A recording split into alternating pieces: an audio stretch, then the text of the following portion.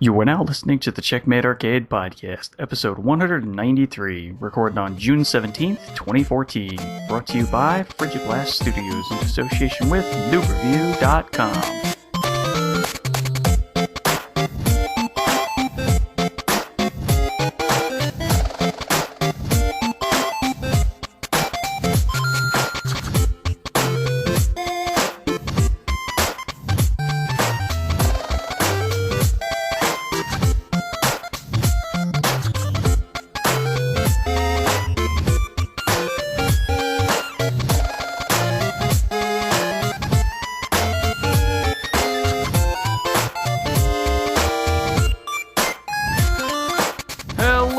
Welcome to the Checkmate Arcade Podcast, your home for quarter munching fun. And I'm ready to talk all about them three E's. Are you? My name is Stephen Boss, the Dark Boss Man. Hey, I watched one of these things in the movie theater. I'm MSU Hitman Jason Billingsley. La-dee-da. Mr. Big Shot over here. Hey, that's what let me get the Destiny Alpha without much work. There was a couple different ways, I think, that people were eligible to get it. Well, right, but that was I got it guaranteed. Right. Just like I got guaranteed for the Battlefield beta, which I got yesterday afternoon. It took 12 hours to download, and it's sitting on my PS4, and I haven't played it yet. God. Oh, your internet. Why? Why is your internet that bad? Does anyone know why your internet's that bad? DSL, folks. Oh, that's just the worst. Oh, I don't know how you can stand that. 12 hours? Yep. Ugh. I get annoyed when something takes more than an hour to download. Okay, it was 11. Sorry. Still, that's still ridiculous. Yeah, I know. You just get used to it. Oh, jeez, I would never be able to get used to that. I use too much internet to let that be okay. You're talking about someone whose parents live in the land that broadband forgot. I know. I'm just saying, I don't know how people think that that's an acceptable speed. Because that's not. Because isn't that slower than like 4G? Or is it right around 4G speeds? No, it's probably slower than 4G. Yeah. See, that's ridiculous. If your phone can be faster than that, that's kind of ridiculous. Well, anyway, the Electronics Entertainment Expo recently happened about a week ago. So that's why we're doing another episode immediately after we finish the last one. Yeah, because somebody talked too long. Oh, it wasn't that much. Now I'm referring to myself. I know. Like I said, it wasn't that much. But, I mean, we had a lot of games to talk about. So, you know. A lot of new stuff that we won't see for 2 months. What? We won't see any new games for like 2 months. Oh, well, yeah, I mean, that's the releases, but yeah. Yes. I mean, we could talk about brand new games that we haven't played before because we have such gigantic back catalogs. Right. But, I mean, in terms of brand new stuff, yeah, it's going to be a little hard. It's a little thin, but not that much. It's pretty thin.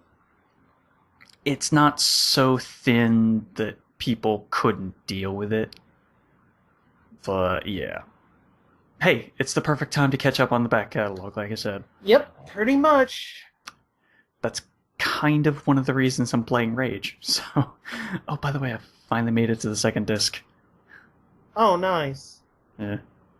Only took me an extra hour after last episode, and then I finally made it. I beat Torchlight. Ah, good. I like that we're doing a little mini update on all this stuff. Well, yeah, that was all I could play because Battlefield was downloading, so I had to play. It's like, boy, that last boss in Torchlight is just Oh, that is so annoying. Yeah, it ain't no joke. From what I remember, it was fairly tough. Yeah, it's kind of really not much else to say about Rage or anything like that. Well, I found a new weapon for sale that was stronger than my old weapon. Didn't reach as far, but Mm. bow wise, but it Hey, stole 100 hit points per hit. So yeah, that's the you only. definitely, yeah, definitely worth it then. Yeah, and it was faster attacking, though it had less range. Oh yeah. So Hey, the range is not quite as important as raw damage and the fact that it steals life yeah, because it's a bonus 100. right. It's like, hey, I'll live another 100 points longer. That's okay. Yep. Just finished up 101 Pushmo puzzles total. So yeah, that's about all the updates I can give you because that's all that is stuff that I've played since yesterday. Yeah, like I said, Battlefield's sitting on my PS4, so. Oh, so let's get into E3. Yep. Brought to you by IGN Russia. Okay. Uh, You, oh my no, god. I don't get that one. The whole thing that happened the weekend before E3 started, when a source talking to IGN's Russian team said The Last Guardian was canceled, and that was their only source. You know, it was supposedly somebody that talked to their Russian team from Sony Russia or something, and that was the only source. And IGN's editor-in-chief decided to go ahead and run with the story, and Sony said no. No, that one I didn't hear about. Oh my gosh. I heard about all the leaks about all the games that were going to be at E3, They weren't except for just a few. They weren't leaks. They were officially announced. The only two you can sort of classify as leaks was obviously Battlefield Hardline, and that was just EA, just the left hand not knowing what the right hand's planning, and all that stuff showing up on EA's Battlefield related sites before it's like, oh, that's not supposed to go live yet. And Well, too late. yeah, It's already live. and the other one was Ubisoft in their financial call tacking on the date of Far Cry 4 in like a PDF buried that, of course, people like Patrick Klepek looked at for 5 minutes like, oh, release date for Far Cry 4. Yeah. Yeah, that was nice to know. Those are the only two things you can classify as leaks. Everything else was just press release like Forza Horizon 2 coming for Xbox One and 360, and then this. And that. I don't understand that. I really don't. Oh, I guess Halo the Master Chief Collection you can count as a leak because it was. Not really. We already knew that. Well, it was leaked though, unofficially, and then Microsoft's like, oh, do the little happy dance around it, and then announce it at the press conference. So those three. I think I saw a listing on Amazon like 3 weeks ago or something. 4 weeks ago. Yeah, but the original leak was that famous one on NeoGAF back in like February or March. So anyway, but yeah, a lot of stuff was pre-announced. There were new things. A couple, yeah. A lot of those new things came from Nintendo, which was a little surprising. Yeah, we'll get to them in a bit, but I think if you're doing the quote-unquote grades, who won, whatever, it was kind of a boring show overall, for the most part, though. No, I think Nintendo wins. Well, yeah, Nintendo had the most exciting actual press conference-y event-ish thing, because it's not actually a press conference anymore. It's just a digital stream. Because they don't do press conferences at E3 anymore. For whatever reason. Not sure why. Other than the TV thing, you might see this the way Gertzman and everybody with Giant Bomb talks, this might become more of a thing. This might just be Nintendo ahead of the curve. Well, I'm not sure why they decided to stop doing the press conferences in and of themselves. That I don't understand. Well, they don't have to spend. They still have essentially a slot the day after. They don't have to spend the money of setting all that up. They can concentrate on just their booth. I mean, I guess, but they don't get the crowd reactions. They got plenty of reaction. I was trying to save some of this for No. Live crowd reactions is what I'm talking about. The live crowd cheering or whatever you hear is always either employees of the company or super hardcore fans. They're not the press doing that. I know. So I wasn't suggesting it was the press. I'm just... Well, not a good press, at least. Sorry. It allows them to do what they did this year and really knock it out of the park with what they presented in a streamlined, flowing... the only critique might have been that one of the game demos took a little too long. But other than that... Two of them took a little longer than they should have. But it just flowed... it just flowed, and I mean, they did a really good job, and they could concentrate on running the hypest event at E3, which was the Smash tournament that had 4,000 people in line for it. I don't understand why they were running a tournament at E3. And it was on the show floor, right? No, it was at the Nokia Theater. Oh, okay. Where they used to hold their press conferences. Okay. As long as it wasn't on the show floor. No. God, okay. no. No, they were checking IDs. Yeah, I know. I'm just saying it would have been really bad if they were trying to hold it on like the show floor. No, there's no way they would do that. But yeah. And also Nintendo's on Twitch had more viewers than Twitch's coverage. Twitch did their schedule like E3 or IGN GameSpot, where it was like, oh, now this game's on stage, now this game. Nintendo's stream outdid Twitch's own stream. Yeah, I heard that like yesterday or something like that.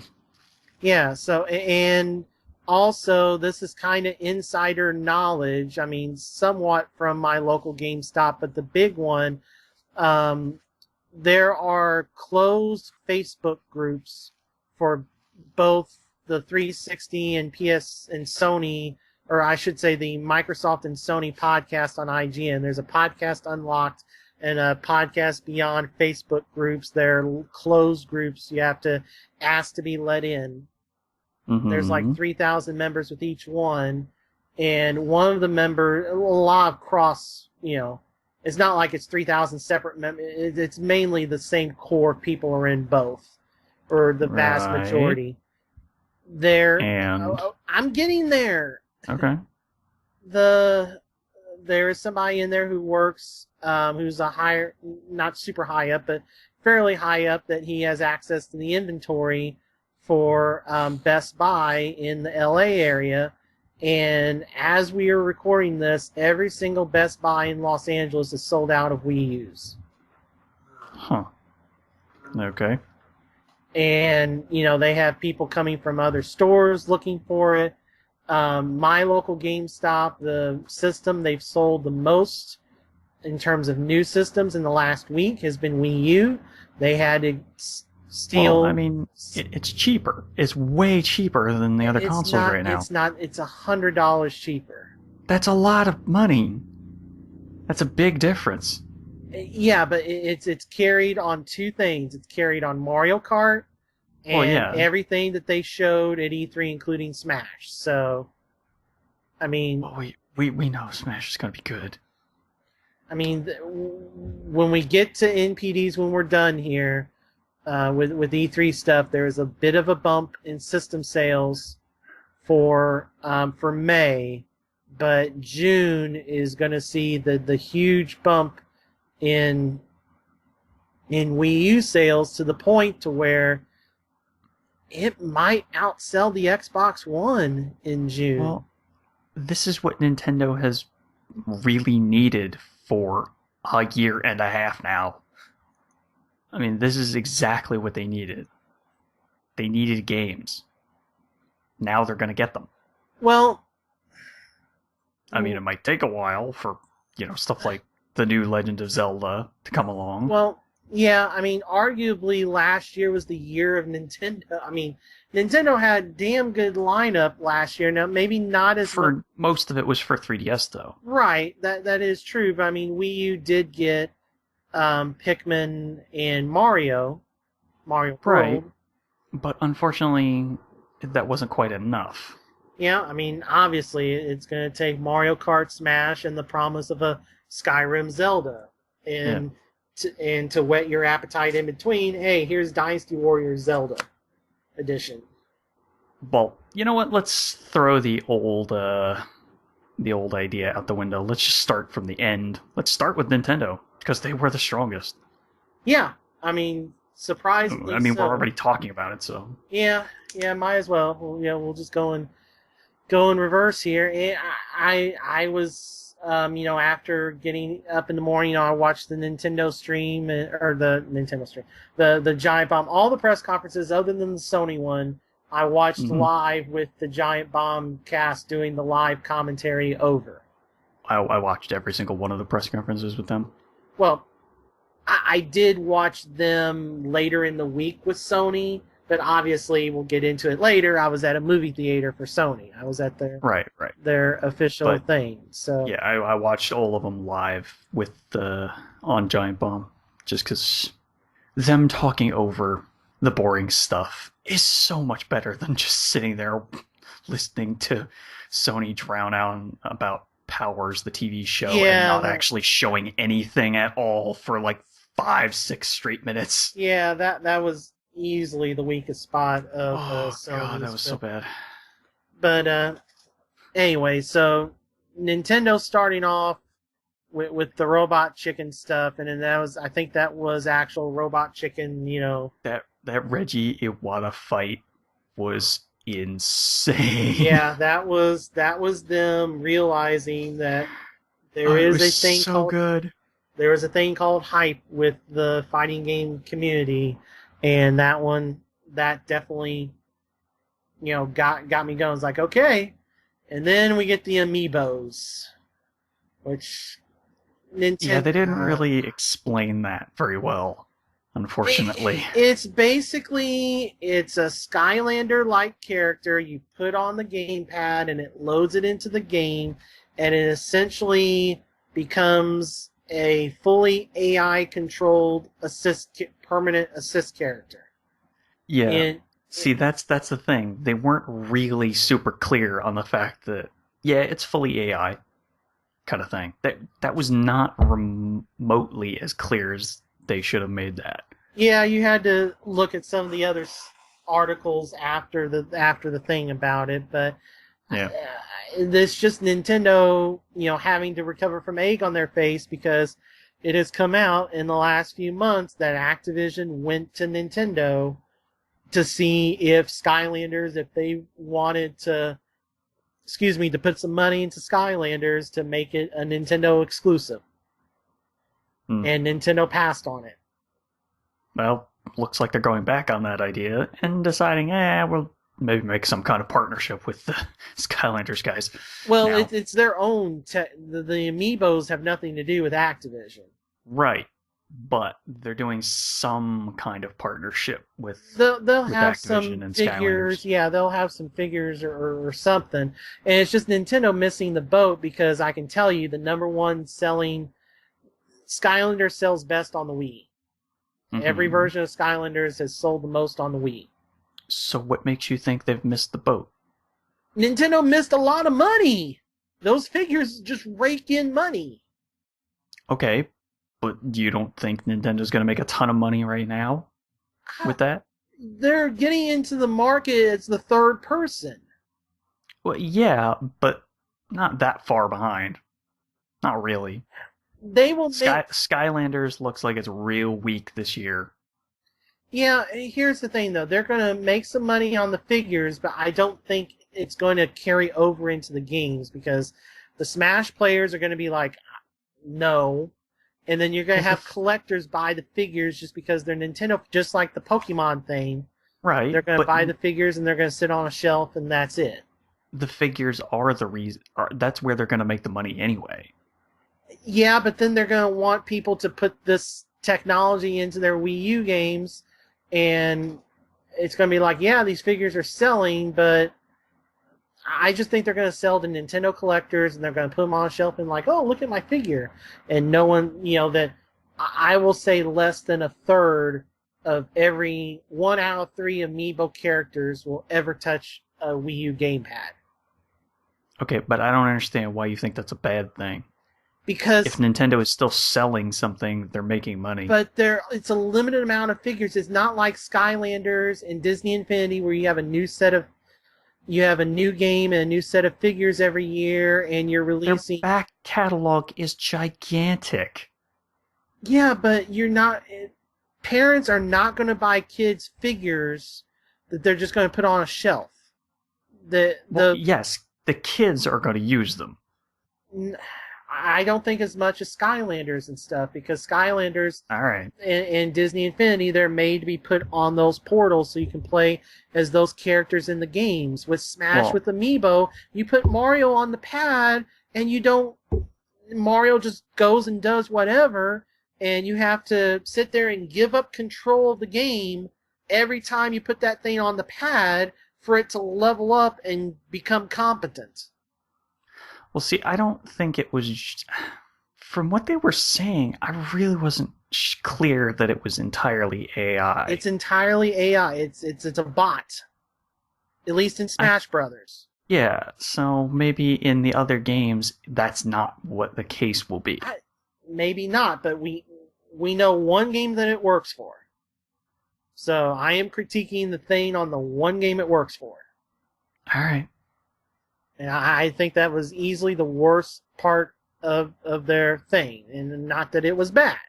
I mean, those things are going to be popular. They're going to sell out. Well, maybe not the Wii Fit Trainer, unless they underprint it. But you and I, we are not the target audience.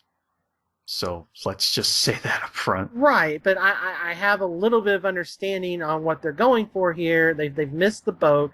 This is them trying to get on there before the boat completely gets away from them, but they work in one game so far, and it is probably the worst game to introduce them in. Because it's literally, give up control of playing this fighting game for you to level up this figure. So that eventually it will get powerful enough to help you beat all the single-player stages. Well, the thing is, it's supposed to be some kind of assist character, so that if you're having trouble, maybe you throw it on, and it helps you out. Well, right, but from what I understood, if you are playing that multiplayer, you put that thing on there, your character disappears. Now, maybe in the single player, your character stays on there because you're just playing the AI, the adventure mode or whatever. But if you're playing somebody locally or online, and you put that amiibo on there, your character disappears, and then the amiibo fights for you. Yeah, all right.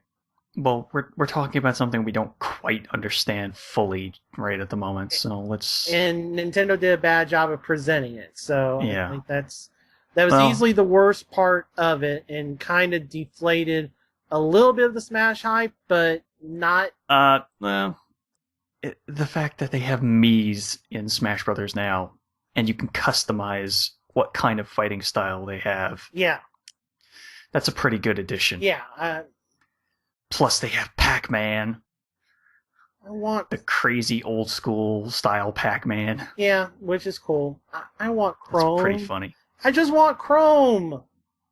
Chrome what? Chrome from Fire Emblem Awakening. Oh, you mean Crom? Chrome. Okay, whatever. Chrome. I'm like, Chrome? I have no idea what you're talking about. Chrome, whatever. Crom. Crom. Like Conan the Barbarian Crom. It was kind of cool. Paulina's in there, but wow, was that such a Japanese way of introducing her? But I would actually be interested in what kind of if they were actually going to do some kind of animated series like that. Yeah, That'd be kind of cool. yeah. I might actually give that a watch. All right, so Smash Brothers, and they delayed the 3DS release. It's coming out the first week of October, and they promise right now holiday 2014 for the Wii U version, which I think if they hit 2014, it's going to be the Friday before Thanksgiving, just like Zelda 3DS and Mario Wii U were last year. Possibly, yeah. I think pencil that in as the date. I think if they hit November, it's going to be the 21st, because the 27th is Thanksgiving.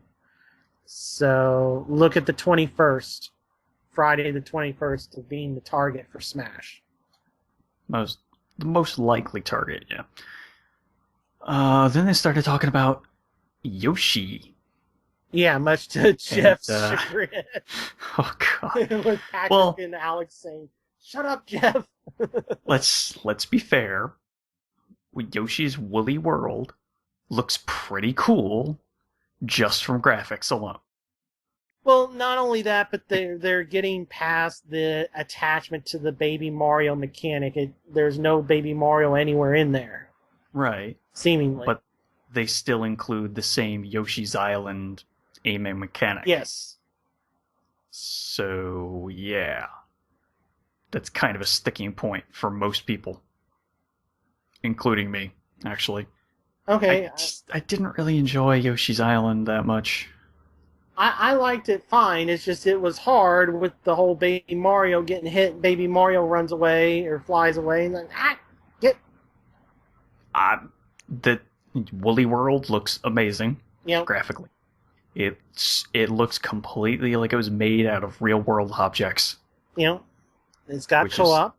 That's pretty crazy. Oh, it does have co-op? Yes. Okay. I didn't catch that it had co-op. Yeah. It has co-op, and I mean, we were very high on Epic Yarn when that came out. Well, that's because it's Kirby. Kirby's always been awesome. But, Yoshi has been hit or miss. A lot of misses lately. Yeah, lately, yeah. But when you include Yoshi in a Mario game, then it becomes he's a little more tolerable, because then you don't have to worry about his egg throwing mechanics and stuff like that. So, but this looks really good. This was a nice, calm. This is where Nintendo was doing great with pacing, because you had the smash, yeah, and then you had just kind of the calming, the two main Yoshi guys sitting in a Japanese yarn shop talking about Yoshi. So you had that calm on. Although them talking in that yarn shop was a little long. It had a lot of gameplay being shown. I don't think but it was a little bit long. I don't think it was. We'll get to Splatoon, and I think Splatoon was longer than it should have been. Yes. But they could have tightened that up just a little. Because I was getting a little bored of them just sitting there talking about yarn. Well, all right. So after Yoshi, and even though I own... That's a game that's not coming out until 2015, so... Right. But still, it was an unannounced game. Or, no, it was announced. It was announced last year, but we didn't... they just showed a title screen. And Yoshi? Yeah. Huh. Okay. But, I just don't remember it. All right. So then after that, and now I haven't gotten to the parts, because apparently Captain Toad is in Mario 3D World, but I've yet to play it. So I've not... yeah,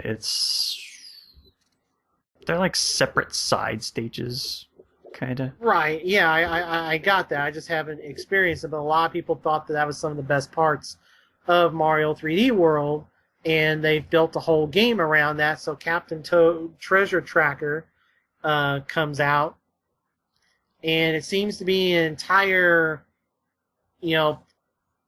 3D, tower platforming like game, Mario game. It's a 3D puzzle game. It's a 3D Mario puzzle game with a Mario family character that doesn't jump. Yeah. So, which means it's not a platformer because you're not actually jumping. Right. Okay, so it's a 3D puzzle game. It's just 3D puzzles. That's what it is. But they bring back the Mario 2 mechanics of pulling up the vegetables and throwing them at Shy Guys. Well, I mean, that was one of the most popular things from that game. Yep. Along with all the other characters that they've never ever used ever again. Like Wart. Like, where the hell is he? Where the hell is that mouse that you fight that throws the bomb? Mouser. Is it Mouser? I wasn't sure. Yeah. I was going to say Mouser, but then I was like, well, that's the Teenage Mutant Ninja Turtles robot that eats mice. But I don't remember if that was the name or not. Yeah. All right. So then after that, we got what I thought should have been flipped. In that we got our introduction to, after a little bit of setup, into Skyrim Zelda. Yes, Legend of Zelda Wii U version. Yes. Which doesn't quite have a subtitle yet. No. But it was just like, in the presentation was so slick because he did the setup talking about, Zelda 1 and, restriction, showing Wind Waker, and he just snapped his fingers, and then there was the, what at first you might have thought be a screenshot of the game in the background behind him, but then we see that it is, an actual engine running. We see a huge monster come in shooting lasers everywhere, and we see Link, maybe? Somebody who's dressed kind of like Link? Yeah. At least, if nothing else. Riding a horse, running away from it, and then when the octopus thing gets into the water, it gets into a battle set up on a bridge, and then we see this character, which may be Link or whomever, jump off the horse and slow-mo launch a bomb arrow into it, and then it's like, Zelda Wii U 2015. It certainly left a very good impression, that's for sure. Mm-hmm. If they're really going to deliver on a fully 100% open 3D world, kind of like Skyrim, that will be amazing. Yeah. All right, so moving on after that was Bayonetta. Yep, Bayonetta 2. So they showed, some gameplay of it and gave it a release date. I think it was October? Something? I don't remember. Pretty sure it was...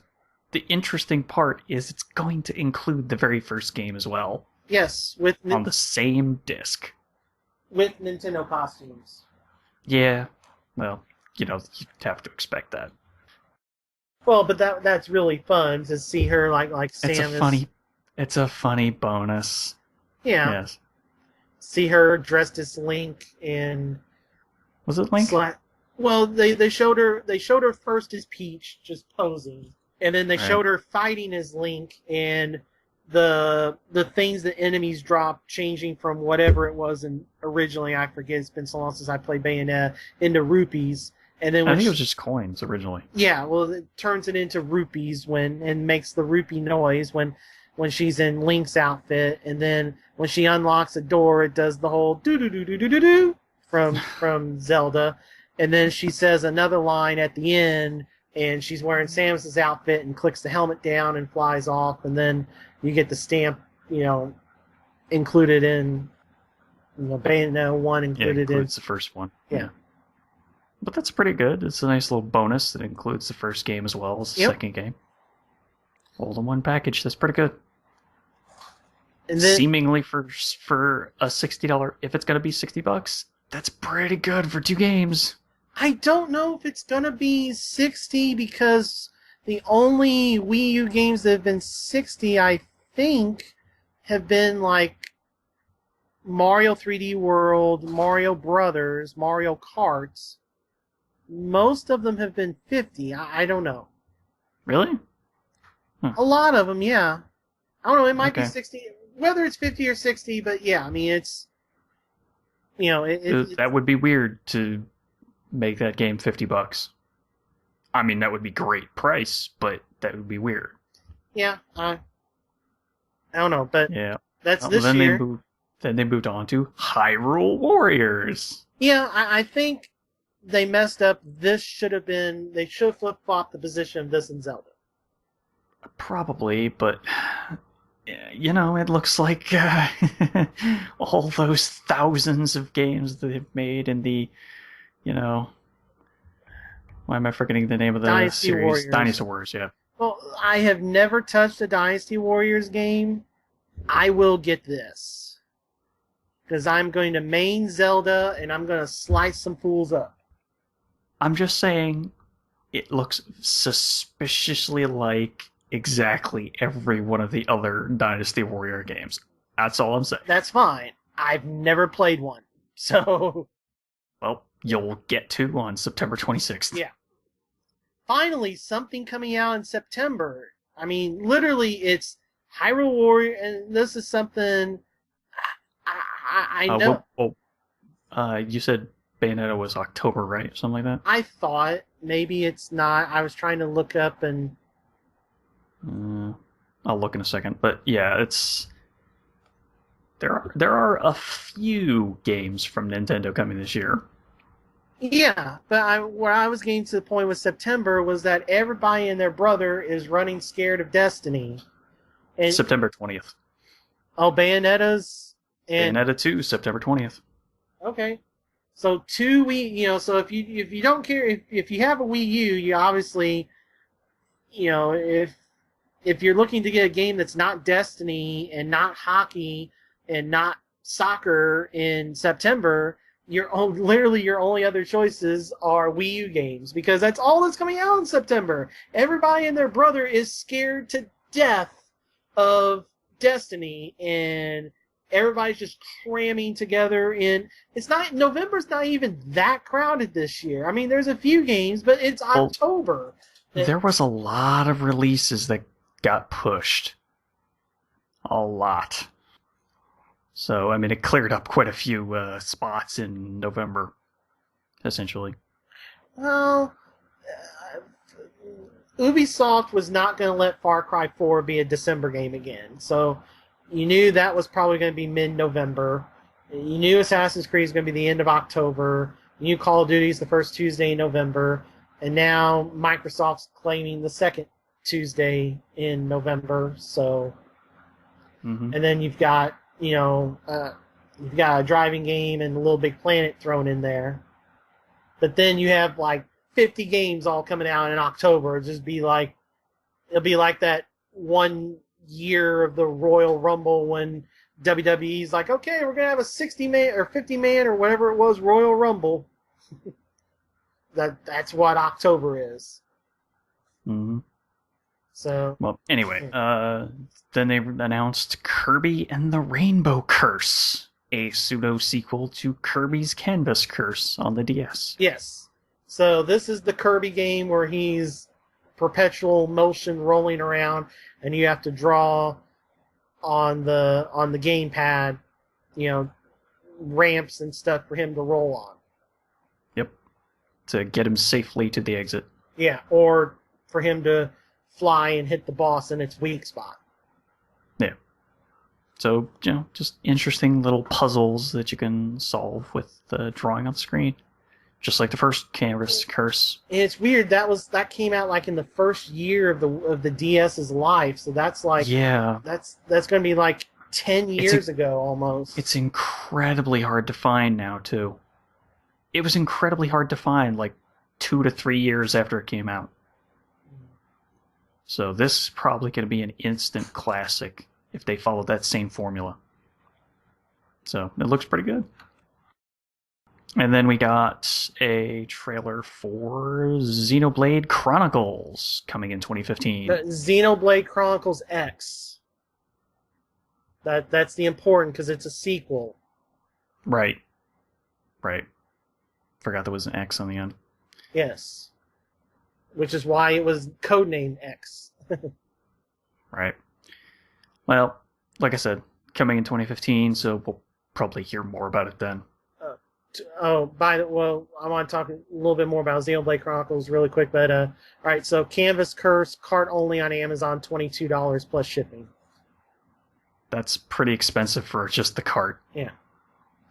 All right, but Xenoblade, I mean, that's one of the Wii games that I didn't get to play, but now, I mean, this is a direct sequel, so it's like, okay, I guess I'll just play this instead of the original. So, I mean, it seems cool.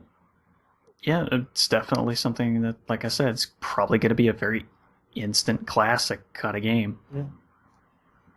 Like I said, then they announced Xenoblade Chronicles X for 2015, and that's kind of all we know. Yeah, I mean, they gave us a trailer with the official Yeah, name. but that, because I haven't played the first game, it kind of doesn't mean much. At least, like I said, because I don't know anything about the game. Right. And then they announced Mario Maker, which did at least a picture of its spot in Nintendo's booth leaked out the weekend before, but this made it official. Create your own 2D Mario levels, and then switch the graphic style from Super Mario 1 to New Super Mario Brothers. Isn't that exciting? Well, it's Nintendo doing something semi-innovative. I mean, allowing people to make their own Mario levels. It's just the build of it at E3 was a little limited. You could only do very limited. You could only do a few screens.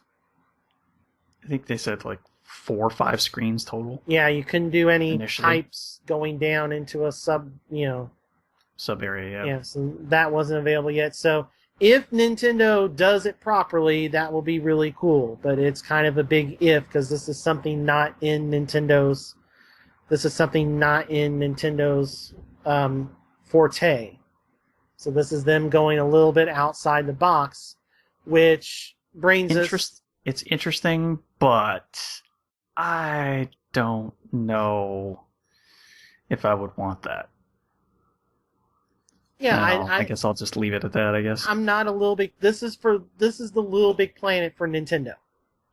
This is them trying to do Little Big Planet, which is fine. It doesn't appeal to me, but I can see its appeal. Mm-hmm. But speaking of going outside of their comfort zone, this is an even bigger step outside that zone. Well, this is Miyamoto's hand-picked AAA. These are the new generation of Nintendo creators team. I mean, you can tell by their ages; they're all younger guys, but they are doing Splatoon, which is a 4v4 online third-person shooter. Well, to say it's a shooter is kind of a little misleading. You're not shooting the others. It's a Nintendo 5. It's a paintball game, basically. Which paintball without the paintballs, it's just squirt guns. Yeah, it's Nintendo does multiplayer shooter. It's super kid-friendly territory control. Yes, so the whole point of the game, you're a human squid hybrid, and you have 2 teams of 4, and your goal is to paint the map with as much of your color paint, with more of your color paint than the opposing team. You can move around super fast in squid form along areas that your paint is on, and if you try to walk through the opposing team's paints, you go super slow. Yeah. You can also at any time touch one of your team. The gamepad when playing single player is a map, and you can touch another player at any point and super jump over to where they're at. It looks really cool, just the design of it. It also has optional tilt shooting controls with the gamepad that apparently is kind of hidden on how to turn it off. But thankfully you can turn it off. Yeah. Because why the hell would anyone use tilt controls for aiming? Ever? In the universe? because that's ridiculous. It's not even remotely precise. But this was the thing that lasted way too long. And it did go about like 2 to 3 minutes, a little bit longer than it should have, yes. Yeah. Because it looked like there was only one level that they were showing. Essentially, they showed off that same level from so many different angles that you kind of knew what it looked like inside and out. Yeah, there really wasn't much else to say about it other than... It seemed interesting. It seemed like... I don't think I would buy it. I think I would, just because it looks really cool. If it's downloadable, if it's like an eShop thing, and it was priced correctly, then I would. If this is a $50 retail release, then no. Well, they only had one mode to show, which was the territory capture. So I would think that they would have to include a couple more modes, because otherwise they couldn't release it as a full $60, $50 game. Yeah, I don't know. We'll see. But it was interesting. It was something completely different, new IP, and this is Nintendo's, younger hand-picked team to be like, okay, go make us something that will sell in the West, but stick to the Nintendo guidelines, and this is that. So. Yep. And then the conference actually ended. I mean, they did a couple more. They did the Palutena reveal. Right. That was how. Then they like teased Miyamoto's thing, which they later turns out was Star Fox. Yeah, Star Fox for Wii U's in development. Miyamoto showed it off a little bit. Just very early stuff. Supposedly next year, but it's Wii U Star Fox. Mm-hmm. The 2-player mode, it would have one person controlling the R-Wing and one person shooting. And that's a weird way to do it. I don't know why they would do that. That just seems like a really strange way to make the game 2 players. But, I don't know. Well, it was just... This is Nintendo. They said that they were going to stress the gamepad and why it was pertinent. So, this is them doing that.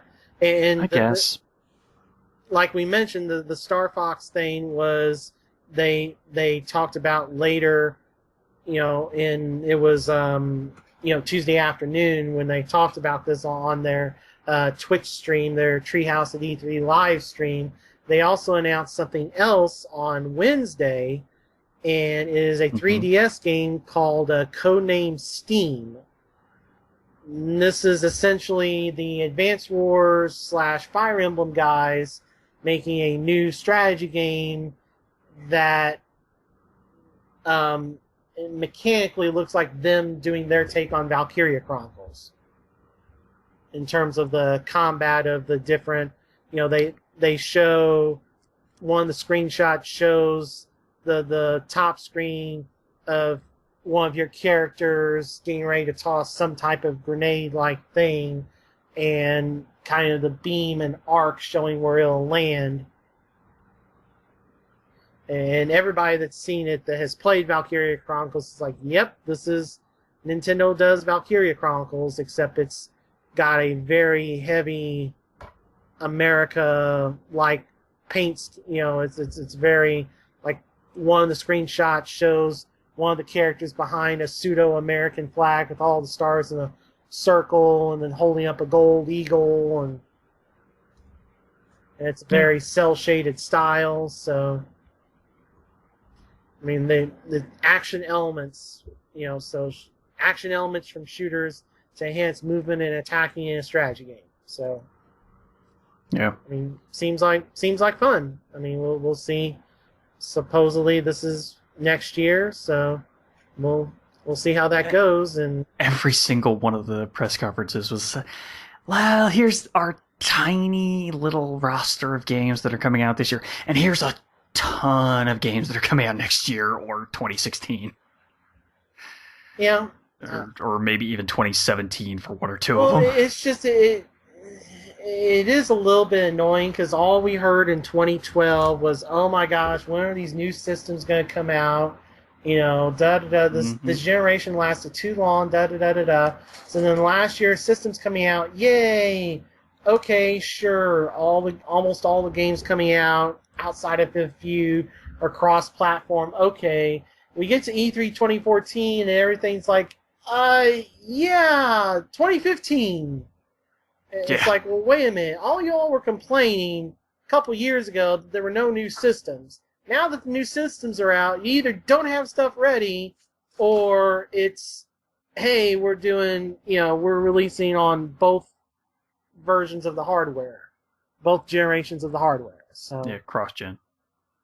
All right, so we'll work back to Sony, and I actually attended final press conference of the first day. Yeah, of day 0. Oh yeah, technically day 0. Yeah, and I was at the Sony Experience in the one theater that had it in the St. Louis area, which is right by my second job. Mm-hmm. I wasn't working, but it's a very convenient near where you work. Yeah, so a very convenient theater to go to. I got my pass. It sold out just like all the other places beforehand, but a bunch of people didn't show up. I would say it was about 3/4 full, and that was after letting the people that came by on the standby list have a seat. Right. Okay. So, started off the press conference with Destiny. Yep. Which, in lieu of Sony not having first-party stuff outside of a couple of things. Yeah, very, very few, yeah. We got to load up on our third-party partners and indies. So, yeah, we're all in with Destiny. Activision goes all in with Call of Duty on the Microsoft side. Sony's taking the Destiny side. They announced the release date for the beta being July 17th. They also announced, as we talked about on the previous episode, the alpha for PS4, which I talked about on last episode. It's kind of already over. Already over, but I talked about that before. And then there's going to be a white PS4 system bundle with Destiny coming out day and date with the game. Yep, September 9th. And then we went from that into the Order 1886, which is their third person. This is Ready at Dawn, the people that did the God of War games on PSP. This is their new IP, kind of it's a third person shooting game with... third person shooter with a little bit of horror, a little bit of survival-ish looking gameplay, maybe. Yeah, mythological. You seem to be it's shown them fighting normal humans before, but this time it was showing them fighting a werewolf-like creature. There's definitely creatures, yes. Yeah. There's a lot of creatures. Yeah. So it was just them showing off the graphics and also the nearly seamless transitions between cutscene and real gameplay, which was pretty cool. Yeah, it looked like essentially like there was no delay between when it went from cutscene to gameplay. Right. It was really, really weird how quick it was for the transition. Interesting if that comes out the end of February, which is what's rumored. Sorry, Witcher's already got that spot.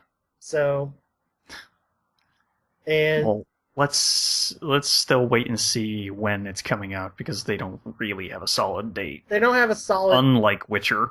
Right, they don't have a solid date, but there's a heavily rumored date that it's going to be the end of February. So, yeah, I mean, we'll see. I mean, all this stuff, all these delays, if they all try to come out February, March, it's going to be like, oh, sheesh. Mm-hmm. All right, so then Then they announced a brand new indie game called Entwined. Yeah, a bunch of people who graduated from various game design schools doing a dyad-style rhythm game where you have two different color spirits. Essentially. They look like phoenixes, but bird-like spirits Well, one was supposed to be a bird, one was supposed to be a fish. Okay. And when the spirits join and entwine at the end of the levels, they become a mystical dragon. Yeah. Was how it was explained, I guess. Yeah, so it's a rhythm game in that the level will be going on and one stick controls each one, and you have to line them up with their correct color spot in the circular descending... The circular play area. Yeah, circular cylinder-like play area, yeah. So it was interesting. It was available on PS4 that night, and then it's coming up eventually on PS3 and Vita with cross-buy. If you already own it on PS4, you would get it. Yeah, that was another weird thing that happened a lot of this year. Hey, it's available now! That was just really weird that they did that for a bunch of different things. They only did it for like 2. Well, No, 3. they did it for 3. Well, one was The Destiny Alpha, well, that the was Hardline Beta, and this game. the Destiny Alpha doesn't count. It was go sign up. They didn't give out the Alpha codes until Thursday. I don't count sign up for betas. Now the Battlefield thing is different because it launched literally right at the end of EA's thing and it crashed PSN. That I'll give you that one, but signing up for beta I put in a different category. But yes, there were kind of 3 things that are like available now over the course of Monday, and that was the last of the 3. But anyway, seems interesting. Okay. It looks cool. Now the thing I'm more interested in is much like Festival of Blood, the new standalone DLC. If you don't own Infamous Second Son or you've traded in, you can still buy and play the standalone DLC of Infamous First Light, which is you playing the backstory of the most interesting of the support characters in the game and the best of the powers that you control in Infamous Second Son, that being the neon powers of Fetch. That's such a weird name. That's a really weird name for a character. Well, it's not her... I didn't play the game, so... Right, it's not her real name, it's her nickname. But she just goes by it. I know. I'm just saying, that's a weird nickname. Yeah. That's a weird nickname to give anyone. But, alright, anyway. Then they rolled on to Little Big Planet 3. Yeah. And that was a really long level. Yeah, they didn't... some would argue it shows the semi-broken platforming mechanics of Little Big Planet. Yeah, it kind of did, yeah, because it took a long time for that second player to get the hang of triangle jumping. Yeah. Which, seriously, how do you not figure out how to do triangle jumping quickly? Alright, so essentially... It's been in a billion different games. Okay. Anyway, so it's... Think Little Big Planet 2 with 3 new playable characters with different powers. And all the levels from the first 2 games carry over, and you can kind of create... You don't have to create platformy levels. You can create just about anything. And everything. I mean, technically you could create any kind of level you wanted in the first game, too. Yeah, it was... The mechanics, from what I always understood, the mechanics to create something that wasn't a platformer were much harder to do in the first game than it was in the second. Or, I'm sorry, it was I meant second. Yeah, that's why I was... Well, this is the third, so... Well, yeah, but what I'm saying, that's why I was saying, take Little Big Planet 2, throw in some new characters with new powers, up-res the graphics for PS4. Couple new mechanics that help you build new things. Yeah. Backwards compatibility with all the previous levels. That part is crazy and cool. Put it out in November, there you go. It is actually PS3 and PS4. They didn't really stress that until somebody asked them afterwards, and it's both Sony consoles. So that's actually really good. It's not from Media Molecule, it's from Sumo Digital. We're going to be a little, I guess they're kind of becoming a port house because they're a little busy because they're also the ones porting Forza Horizon 2. That's weird. Yeah. All right, so then Anyway. we get Shuhei Yoshida and his kind of mea culpa for letting the Souls franchise fly away into third-party land.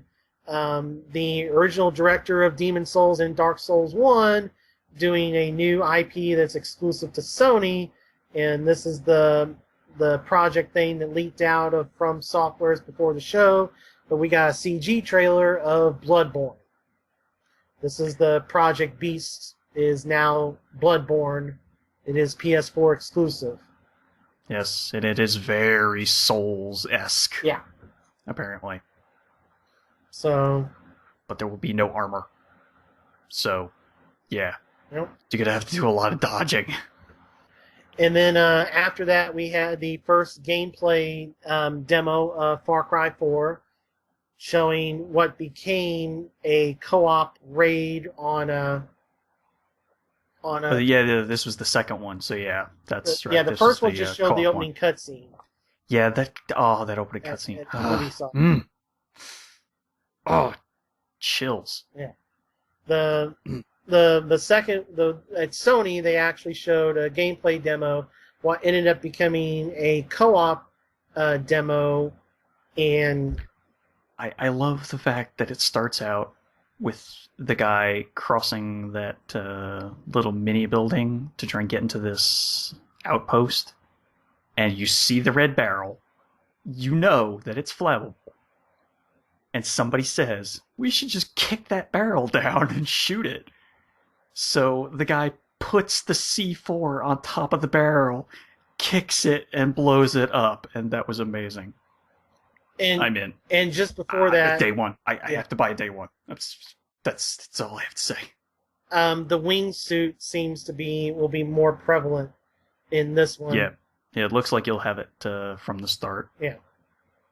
And the interesting thing, and they clarified a little bit later on Giant Bomb's show, it's going to have a Blizzard-like guest pass system where you can invite a limited number of times a friend to join you on PSN, even if they don't have the game. So the invitation will have a file to download, and they can join you for the co-op missions, which are the takeover, things like they showed. They're not the core campaign, but still. Yeah, it's just free, like the free roam, run around the world, liberate these areas.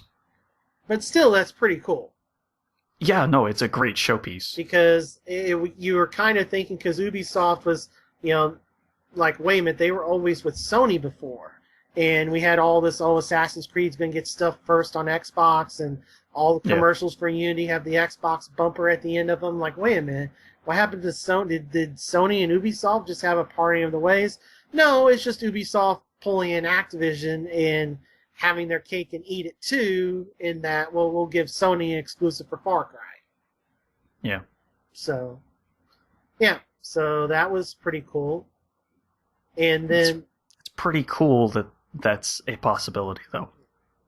And then going on from that, and the Sony stuff at this point is just fairly well paced. I mean, Little Big Planet dragged on a little bit from the demo, but it's just game, doing really good. And then it comes up... then we got the Dead Island 2 trailer. Right, which was the segment. It was an interesting trailer. I'll give them that. Yeah. Well, see, if you did you listen to the Giant Bomb pre-E3 podcast that they recorded the Thursday before E3? Yeah. Okay, so Deep Silver... I've listened to a lot of podcasts since then, so you have to refresh. Okay, well, Deep Silver kind of... everybody just kind of thought that Deep Silver's game that was premiering there, it seemed like all signs pointing to some new Saints Row game. And then, nope, we pulled the wool over your eyes. It's Dead Island 2 done by somebody else, because it's going to be this weird thing that Techland is doing their own game because Deep Silver owns the Dead Island IP. So Techland's like, well, we want to do this game, and Deep Silver is like, no, we want a Dead Island game, okay, we have the IP, so we're just going to, I forget the name of the developer doing it, but it's a different developer, and yeah, so it's kind of wacky Dead Island, more, it's Deep Silver's take on a Dead Island game, because it's very wacky hijinks, at least from the trailer. Yeah, and it seems like maybe that's not where they should have been going with that, but who knows? Yeah. All we saw Because there was no gameplay at all, so... CG trailer. So yeah, I mean, we'll see what happens with that. Disney Infinity gets Hulk exclusively on Sony. Well, it's included in the collector's edition of the new Disney Infinity set for the first month. Yeah. So it's 1 month exclusivity on a figure. Wait, that's what it is? Yes. Okay. Yeah. That makes way more sense now. Yeah. So Hulk is exclusive to the PS3, PS4 collector's editions of the game for the first month. And then after that, he'll be sold separately. Okay. Yeah, that makes way more sense now. Because I was like, that's weird to have Hulk Sony exclusive for the Infinity. Yeah. For a month. Okay, yeah. For a month, that makes way more sense now. Yeah. Then we got Magic 2 trailer. Yep. Which was pretty freaking hilarious. Yeah, that was a very good trailer. And hey, I'll be able to play that because it'll be on a console. Yeah. First time Magic is going to come to a console. Yep. So it'll be interesting how they handle it. Mm. Then we got a gigantic surprise. Oh, yes, I popped hard for this in the audience of the theater, and I was like, that's a weird thing to say. Okay. That's a wrestling term for cheering. Pop. Like people cheer, that's a pop. All right. Well, I've never heard of that before. But yeah, apparently Tim Schafer, Sony, and Disney are remaking Grim Fandango. Yep. For PS4 and Vita. Woohoo! Yay! I'll get to play it now. Yeah, I never played it originally either because it was PC exclusive. Well, I just didn't really back then. You know, back then I didn't even know anything about PC games. Right. I mean, I had Wing Commander, Sims, and Baldur's Gate. That was kind of about it. The only thing I played on PC was Doom and a game and a bunch of DOS games, one of which was Raptor Call of the Shadows. Oh, don't even get me started on DOS. Oh, I love that game. Want them to bring that game back. But then again, I was just a big fan of just scrolling shooters at that time anyway, so that might just be my nostalgia peeking in. Yeah, and then... But yeah, bunch of trailers. Yeah, bunch of indie trailers. Broforce, Titan Souls. Broforce on console. Not a Hero, Hotline Miami 2. Yeah. And then we got Suda51's new game, which looked like some type of multiplayer maybe combat thing. It's a weird looking game. If that's what the game is even supposed to be. Well, I mean, it had the damage things popping over and hit point bars over players' heads, and they all had levels and. So I don't know. It's a weird game called Let It Die. It's supposed to be coming in 2015. Yeah. Well, I guess we'll find out more in 2015. The makers of Journey doing some type of swimming scuba game, atmospheric called Abzu. Okay, I completely lost where. I didn't even realize what that was. Yeah, it's the makers of Journey's new game. But then. Yeah. Then. Oh. You should have seen this in the theater. This is something I want. I don't care what I have to do to play this game. This is looking amazing. The trailer for No Man's Sky. Yep. Wow. Just wow. 4 people making that thing. Yeah. And a ton of robots creating the other stuff. Yeah, procedurally generated levels. It's just nuts. Yeah. Uh, this is literally the next generation of video games. Yep. We are seeing it slowly develop right in front of our eyes. It looks amazing. So basically, for those that didn't see it, it's an exploration game with I'm including the trailer in the show notes of this show. with some spaceship combat. You will play, and everybody starts on different planets. No two people start from the same planet. You'll explore around a little bit and find a spaceship, and take off. And you'll find you'll become part of a group of ships, and you'll get introduced to the space combat, which tickled my wing commander bone enough that I was like, yay. And then it'll be just, from there, it'll just be like, yeah, go, keep exploring. Just like explore, find more fuel for your spaceship, get more minerals so that you can buy parts for your spaceship, Yeah, and so you can face down tougher, create new weapons for yourself. Yep. Yeah. It gives me such a Minecraft vibe, and I love it. And see, I don't like Minecraft, or at least Well, this is the part of Minecraft that you do once you're done building your house and your base of operations, which is go out, collect all your resources, come back, and create all your armor and your weapons. Yeah, I mean, this is going to sell well to the Minecraft, just about everybody. But yeah, I mean, this seems like to me getting past the parts of Minecraft that I don't have to I don't have to place metrically geometrics. Thank you. Yes, I don't have to sit there and build a house or anything. I just go walk around, find stuff, take off, shoot other enemy planes down, land, collect stuff, take off again.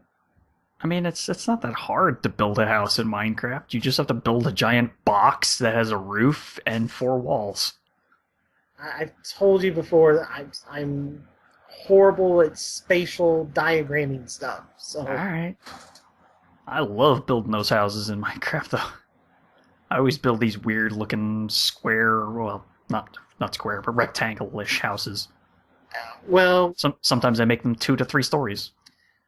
What I didn't love, sadly, was when we had the new person taking over Jack Trenton's role of head of SCEA come out, and the entire momentum of Sony's press conference just fall flat on its face. Hey, remember Vib Ribbon? Yeah, I made that game. I was part of that game. Yeah, remember that? Remember Vib Ribbon? Yeah, I didn't even know what the hell that was, and it's a Japanese-only release game. Yeah, it looked crazy back when it was released. I saw some video of it originally back then. But, I mean, we got, they talked about Project Morpheus being on the show floor, 25 free-to-play games coming to the PlayStation platforms, PlayStation Now going to open beta July 31st, on PS4, coming to other Sony platforms and select Sony televisions later on. And we have 25 free-to-play games coming to the PlayStation platforms. I just said that a minute ago. But you have to say it in the super slow, businessy voice. Okay. Because otherwise it doesn't have the same impact. Or how about over 100 Vita titles are in development today? There, is that better? A little bit, yeah. I'll accept that. Yeah, and PlayStation TV coming to America for $99!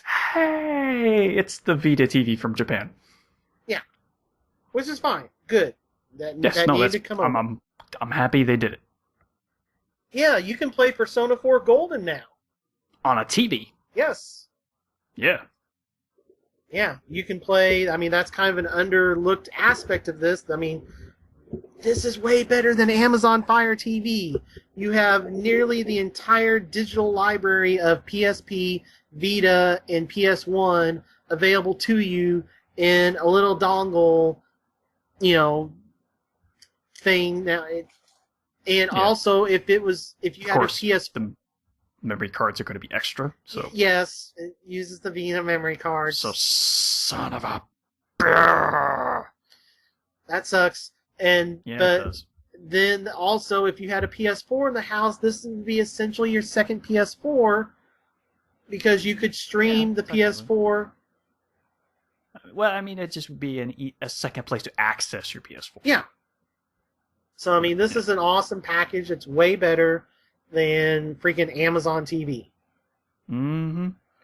Oh, well, what games does Amazon TV have right now? Everything that's on the app. Mobile. That's it. No, that's all. They have Final Fantasy, the Android port of Final Fantasy IV DS. Yeah. The Android ports of the PS2 Grand Theft Auto trilogy and the Android port of Minecraft. And the worst possible version of Minecraft, yeah. Magic 2014, soon to be Magic 2015 as well. And Candy Crush Saga and all its free-to-play mobile brethren. And like I said, nothing but mobile. I'm just going by what's on my Kindle, so yeah. Until they've got hard, actual games, that's kind of nothing. And it's going to have such a limited audience that it's not even going to be funny. They got to get cracking on Double Helix to get something out. And then after that, we got back on track. With Mortal Kombat X. Yep. Which is the 10th Mortal Kombat. Yep. Holy crap, you're going to be able to do some insane finishing moves on these combatants. Yeah, and we find out it's set like 25 years later, so we're going to get kid characters. Yeah, there will be offspring characters for some of the not Kia favorites. Offspring. Yeah, it's gonna be interesting to say the least. Yeah, I believe Ed actually stated in another interview that it was going to weave in and out of the timeline a little bit. So sometimes it'll be 25 years later, sometimes it'll be a few years less, maybe a few years more. Okay. So it'll like weave in and out throughout the story. But damn, those finishers are insane. And it has Injustice's interactable environments. A little bit, yeah. Oh, yeah, I mean, it has... Pick up a box, throw it at him. Oh, this thing flew up out of the water in the background. Okay, I'll grab it and throw it. Yeah. Or you can grab it, jump onto it, spin off of it, kind of thing. Yeah. Oh, I have a grappling hook. I'll jump off of this tree and do a flying drop kick at somebody. Yeah. Damn. Just... it's brutal as hell. And then we go from that into the Ratchet and Clank animated movie and promise of a remake of Ratchet and Clank 1 for PS4. Yeah. Total flip-flop in tone. Yeah, and at that point, we were at the 90-minute mark for the conference. Sony goes long because they're not limited to a TV schedule. Right. But they went way too long on things that did not matter as much. Yeah, because we kind of glossed over the biggest problem in that section somewhere between PlayStation TV and PlayStation Now was them talking about the Powers animated novel coming to free to PlayStation Plus members, the TV series that they're doing, the animated novel or TV series, whatever they're doing. And they brought Brian Michael Bendis out, and I've never seen him before until then, so okay. Dude looks like he was straight out of the Mafia. Yeah. I swear I thought he was a Mafia boss when he came out on that stage. I'm like, why is the Mafia here? And he went on for like 6 minutes just gushing about this thing he created that's not tied to Marvel or DC, and it's like... And that's fine. Do that at Comic-Con. There was nothing to show. Yes. If there's nothing to show, I really don't care. Didn't see any... They didn't cut to any clip. It was just camera on him for 6 minutes talking. No clips of anything. Just, So literally I just decided, I'm going to take a break, walk in the other room, get a drink, hit the bathroom, come back. Yeah. Oh, he's still talking. Yeah, Okay, did- good. I didn't miss anything. Yep, I did that at the movie theater as well. And speaking of which, then they did a trailer for the Last of Us remastered, and thank God they put the following trailer contains spoilers. And as soon as I saw what it was, I ran out of the theater because I haven't finished Last of Us yet. They didn't spoil anything, as far as I can tell. Okay, well, anyway, And so I know vaguely how the game runs towards the end. It didn't look like there was really any spoilers. all right, well, anyway, so end of July for Last of Us Remastered, and it's single-handedly the biggest game coming out in July, which we'll get to in a second. But Yeah. GTA 5 coming for new gen and PC. Mm-hmm. It is on Xbox One and PC in addition to PlayStation 4. And Oh, Metal Gear Solid 5. oh yeah, sorry, before we kinda that, skipped, yeah, kind of yeah, skipped that yeah. because holy crap, Kojima just went and made one hell of a trailer. Yep, Metal Gear Solid 5 trailer. The trailer is just nuts looking. Yep. Kind of in like a creepy way too. Yeah, which I guess goes into the trailer may be difficult to watch that he said before E3. That trailer wasn't difficult to watch, it was just difficult to understand. So I think he may have missed his mark a little bit. And then with Grand Theft Auto, you'll be able to import your online progress from 360 or PS3 to the new version. Yeah, 360 and PS3 owners will be able to Yes. port their saves over. Yes, that's what I said. I only heard PS3. I'm half listening to you, half trying to read at the same time. So I'm trying to... All right, and then they showed the trailer for what ended up being the gameplay demonstration that they did for Judges Week of Batman Arkham Knight. No, it was supposed to be a little different, I think. Okay, well, it had a lot of similar elements. It had the Batmobile in battle mode and strafing around and shooting robot tanks and drones and stuff. And Yep, because that's what everyone wants to do in a Batman game. yeah, Drive around in the Batmobile as a tank. You know, not run around as Batman. To be fair, you know, tiny little piece of the game. So, you know, hopefully it'll be better.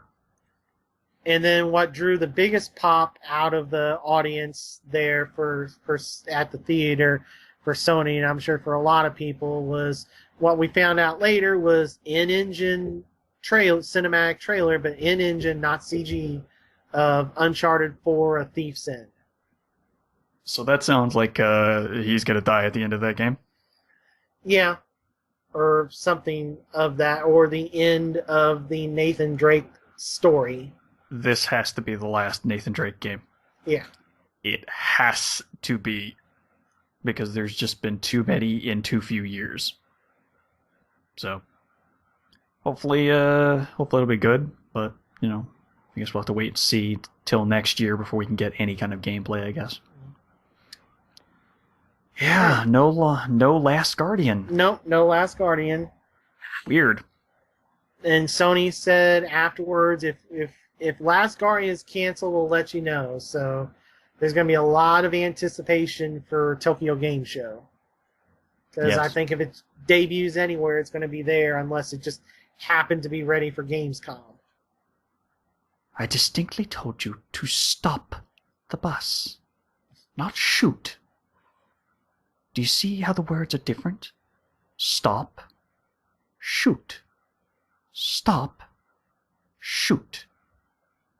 Oh, things got out of control. I hate it when things get out of control. God damn it, now I've got blood on my shoes. And that was Steven's rendition of the opening cutscene of Far Cry 4, which is how we led off Ubisoft's press conference. It's a hell of an opening. Yep. Hell of an opening. And of course, I was skipping over the other people's dialogue and everything else at the same time. Just, you know. The new lead villain Damn. is the focus, yeah. He is maybe not quite as crazy as Voss, but he's still pretty nuts. He's up there. He's definitely nuts. All right. So then after that, Just Dance yeah. 2015. Yay. So good. Yeah, and then they went into the let's just dance around and play music section. And then, which I just said, no thanks, and walked away. And meanwhile, that was the only game showed on Monday that was Wii U. Period. Yes. Yeah, I guess so, yeah. All right, so then after that, we got a CGI trailer for The Division. Because we got kind of fleshing out the world a little bit, which was nice, because now we kind of know something about the world. Yeah. Beyond, hey, there was a virus. And then we got a 500% speed run through a trailer for The Crew. Oh, yeah. Okay, yeah. Yeah. I forgot that was what was next. And then we had... it's driving, so whatever. Now it looks like it's straight up just another just sim-ish arcadey driving game as opposed to something crazy like they were showing off last year. Yeah. So, yeah. Not interested. Yeah. And then the next gen Assassin's Creed Unity, which, looks like another Assassin's Creed game, so maybe. With co-op capabilities. Yeah, so again, maybe? I mean, it looks like it's way more Assassin's Creed than Assassin's Creed 3, that's for sure. So, maybe? Because now we don't have the pirate sailing around in a ship. Yeah. So, I don't know, maybe. That's all I can really say. French Revolution, lots of beheadings. Yeah. That was an interesting... I can't remember if that was the trailer that they showed at Ubisoft, or was it the one at Microsoft? I think the beheading one was the Microsoft one. I can't remember. There was a lot of beheading. There was a lot of... Yeah, there's so many. That was a big thing this year. A lot of beheadings for seemingly no reason. And dismemberment. A lot of that, too, yeah. Then we got Shape Up, the new Your Shape Fitness Evolved game. Yep. For Kinect. Yep. Which is another exercise game. But trying to promise for it to be more fun by making it mini game based. Yeah, it seems like it's way more game-ified. Yeah. I guess. Because then you're actually playing against yourself on the screen, essentially. So, it's something. Then we got real somber with Valiant Hearts, The Great War. Yeah, this is some type of 2D adventure, some type of 2D game done in the UbiArt. This is the new UbiArt game. It's set during World War One, during the trench warfare. Yeah, and you get a dog. It's a hell of a sad trailer, that's for sure. Yeah, you got a dog walking around, and you hear these overtones of all the dog's friends, and the trailer ends with the dog staring at grave and bunch of graves, actually. Bunch of graves, yeah. So yeah, we have no idea what the hell it's about, other than it's gonna be a sad story. Yeah. Okay. And then the typical Ubisoft surprise. This looks fun. We got a new game called Rainbow Six Siege. There it is. Yeah, forget that Patriots thing doesn't exist anymore. That's done. Canceled. That thing was canceled a long time ago. Let's just be fair. But it was never officially. It was kind of now. But so we had what they showed off was multiplayer. Seemed like multiplayer only. A multiplayer map of one house. Yep. 2 teams. 5v5. The terrorists capture people, and the police, military, something group, whoever the good guys, bad guys. That's kind of all it really was that we know for sure. And it looks like the bad guys get like 1 to 2 minutes to set up some barricades and fortify the house. Yeah. And then the good guys come in and they try to save the hostage. Yep. And the hostage is actually a person instead of just an object. Well, Kind of reacts a little bit too. this is Ubisoft does Counter-Strike terrorist mode. Yeah, okay. Yeah. Yeah, that sounds pretty close, yeah. Yeah.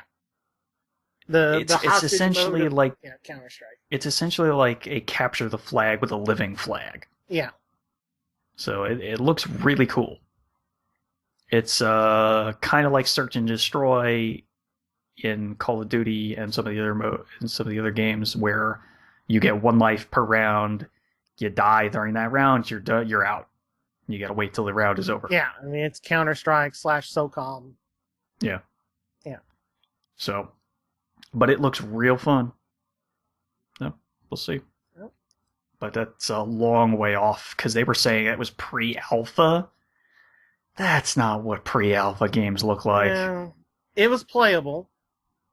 That looks like it was almost ready for beta. Well, speaking of pre-alpha, Yeah. 90% Yay! yay! Yeah.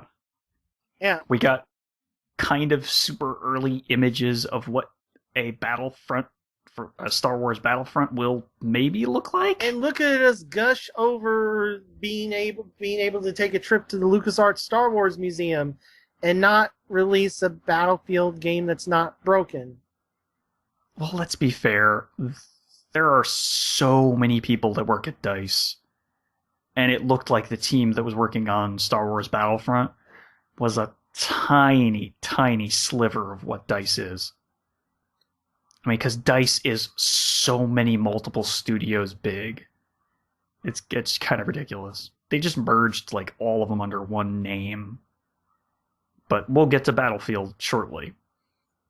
Because, We got then they showed off Dragon Age. yes, A trailer, and that was it.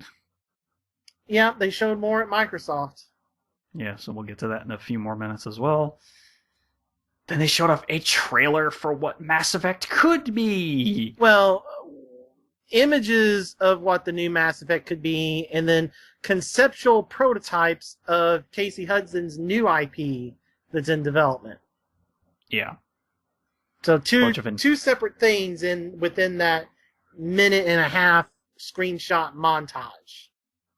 Yeah. Oh, then they showed off The Sims 4. Yeah. And that was a weird, weird segment. Mm-hmm. I mean, weird as in they made one of the Sims laugh so much that he just keeled over and died. So, yeah. Pushes emotions to the extreme. It was a weird segment. Yeah. Oh, then we got EA Sports UFC. Out in stores today. Yeah, so no real need to talk about it. But hey, Bruce Lee's in it. Yep. Then we got NHL 15. Yep. From what Cheapy said yeah. at E3, this looked really rough for something that's supposed to be coming out in September. It's hockey. Yep. Then we got little clips of here's what something Criterion could be working on. And maybe it'll be a game. We don't know. Yeah. Driving around in stuff that isn't cars. ATVs, wingsuits, boats, jet skis, planes, yeah. Parachutes, everything you could possibly extreme sports, go! So, that's a thing, I guess. Speaking of extreme, the new PGA Tour! Yeah. Because you could play your traditional, the Masters, and other similar real-life golf courses. Get your real-life golf going on. Or you can go to the extreme and play Battlefield and other likely EA property courses. You can golf over battleships! Which, that could be okay. I mean, that seems like that's an okay thing. Because where else are you going to go with golf? I mean, really. It's golf. It doesn't change. Ever. And then we saw footage of Madden where I hope we do not get Vision Cone 2.0, which is what they seem to be showing. Because, yeah, Vision Cones work so well in Madden 06 for quarterbacks. Well, here's what we know about the Madden game. It's a football game.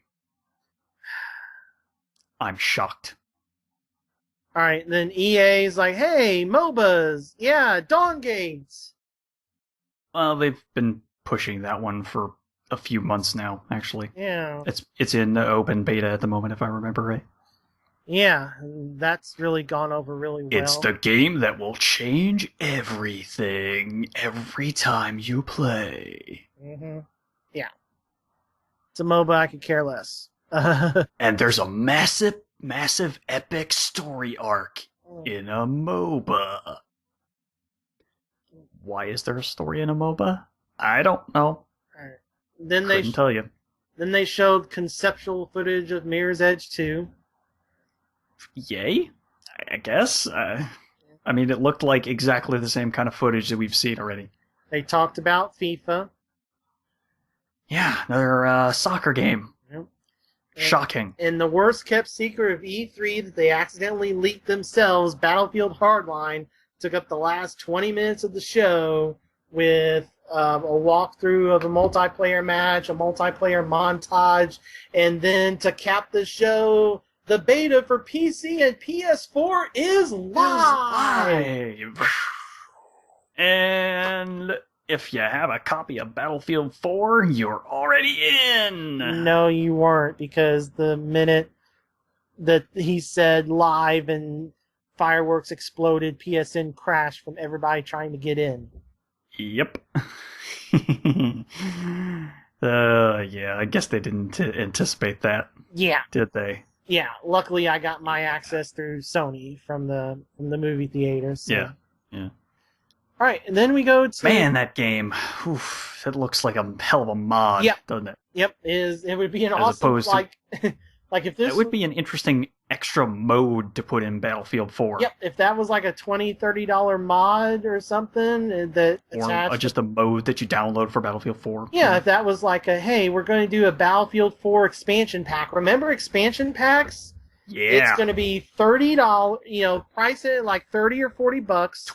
Like a $25 expansion. Here's all this brand new mode, a new kind of way to play your favorite game. Yeah, 2 new maps. And that's just it. It's exactly the same game. Yeah, have it be $40. Have it be a $40 expansion pack, so you still get sales of Battlefield. It requires Battlefield 4 to play. Yep. And it's an expansion pack you buy. It'll have a single player campaign, and it'll also have the multiplayer. Single player campaign. What are you smoking?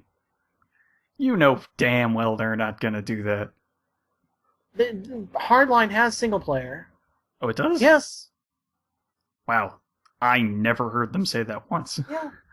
Wow. That was part of the montage there. They were showing parts of the single player before they started the multiplayer match. Okay. Yeah. I never even noticed that. Yeah. Wait. What are you referring to like the news story stuff? No, there's a single-player campaign with know. Hardline. Okay. I just missed that completely and glossed over it. Yes. But, yeah, zip lines. So, that's something. Pay for a brand new full game because it's going to be full price and you damn well know it. Alright, so after that, starting off day 0 was Microsoft. They did single-player campaign footage of Call of Duty Advanced Warfare that actually looked really cool. It looks pretty good, yeah. It looks so much better than Ghosts. It looks like that campaign might actually be good. For a change. That's a big difference. Yeah. Forza 5 had, they showed off the Nuremberg ring that was free DLC. Oh, that was the other thing. That was live now. Available now. Okay, about that. Yeah, that was available now. It's available now! And then wait, no, there's another one. There's another one that was available now! And it comes up in a minute. Yeah. Then this is where they showed off the Assassin's Creed Unity Well, one don't where the guy forget got beheaded. you're forgetting Rory's. You're forgetting Forza Horizon 2. They did show a trailer for it. I'm sorry, I completely glossed over that because it was driving. It's Forza Horizon. It's driving. I'm sorry. whatever. I don't care about driving. You should know that by now. I know Forza Horizon 2, and it's available on both platforms. Yes, that's big. I'm just saying. Hey, Me and driving, we don't get along exactly. yeah. Unless there's crashing involved. All right, we had Assassin's Creed Unity. Yep, that was where the guy gets beheaded. Pretty brutal. Sunset Overdrive trailer was hilarious because at It was first kind of funny, yeah. First you thought it was Battlefield, but then you're starting to like, wait a minute, there's a little bit of cell shading in here. And then the Sunset Overdrive guy comes in and just, you don't want this, you want crazy. And hey, here's your crate. Here's your room full of crates. I'm just gonna go out this door and kick everybody's butt with gigantic explosions everywhere and colors flying every which way possible. And yeah. And see, the thing is, people forget what Overstrike was promised to be when that trailer first showed, what EA forced Insomniac to turn into Fuse. Yeah, it was so stupid. They shouldn't have done that. Well, it should have been way more cartoonish than it wound up being. Well, they didn't have control over it. That's what I know. I'm just saying they should have said, then we have to cancel this game because it's not going to work. Well, they need to make money to not shut down the studio. So that's probably why that the guy in the Sun. Do you think that might be why the guy in the Sunset Overdrive, the beginning of the trailer there looked a little more Battlefield-y than Call of Duty? I think that might be the reason why. It might have been them poking fun at that. Yes, that's what I took away from it. I was like, oh, this is them doing a giant middle finger to EA. But it looks really fun to just be skidding around and just flying all over the place, jumping on stuff, bouncing. I will give it for Xbox. The movement looks fun as hell. Yeah, I will give it up to Xbox One. In terms of first-party games this year, Sony has their crappy Drive Club, which apparently they had a demo, a gameplay demo of it set up, but it paled in comparison to Forza Horizon, so they canceled that demo like that day.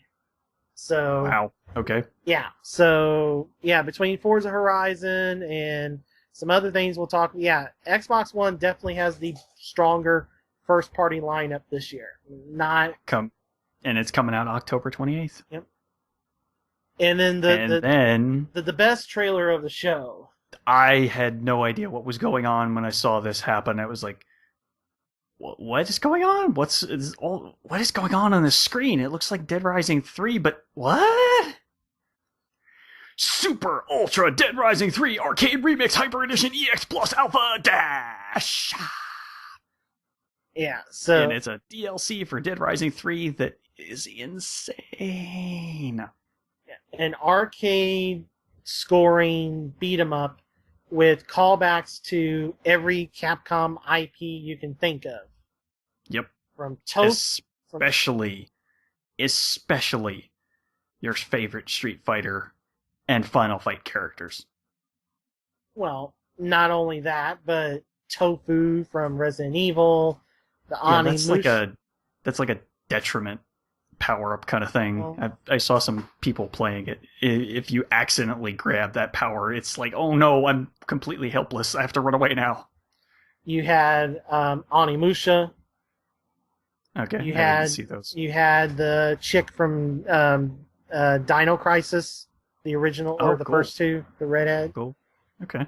I mean, you had your Cammys and Chun-Li's and Felicia's. And every one of those is a costume. Yeah, Zombie Bison appears to be some type of final boss. Yeah, I think he's definitely the very last boss you face. Yeah, so just crazy. That's about as just insane as it gets for a game, and it was available now for $10. Yeah. The only downside was it has to be played in co-op. Yeah, it's a 4-player. Yep. So that was the only downside to that. But, it just looks ridiculously over the top. Then we got Fable Legends. Yeah. Which is a game that looks a little bit like Diablo. This is Fable does Diablo with the option of a 5th player being a dungeon master and controlling the placement of traps and enemies. Yeah, pretty much. Yep, that's Fable Legends. Beta available this winter. Sure. Online required. And then they showed off a trailer for Project Spark again. Only now it features Conqueror. From Conqueror's Bad Fur Day. Yeah, and that was awkward coming a little bit within a month of Microsoft letting 2/3 or half or whatever it was of Rare go. A little bit, yeah. A little bit. And then we had an indie game, Ori and the Blind Forest. Had a trailer for that. It hit me right in the feels. Oh, it hit me so hard in the feels. And then we had the second worst kept secret of because Microsoft wouldn't admit Battlefield Hardline existed while EA did. The Halo Master Chief Collection of Halos 1 through 4 with 1,000 gamer score per game, Halo 2 completely remastered, and every game having its official maps and mechanics of its multiplayer. So if you're on Halo 1 map, it's Halo 1 multiplayer, Halo 2, Halo 2 multiplayer, etc., etc. Yeah.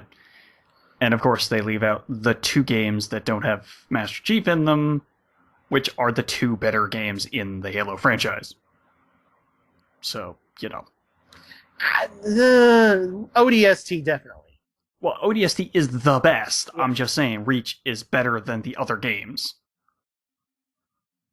It's better than the other games. It's not better than ODST, but it's better than the other games. Anyway, all the playlists will be playable across the multiple games.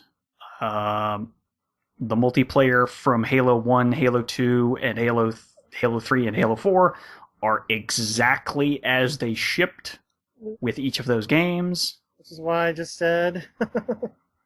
I keep telling you, I'm half reading, half paying attention at the same time, so I'm trying to cover a bunch of things at the same time. Right. It also 4,000 achievements.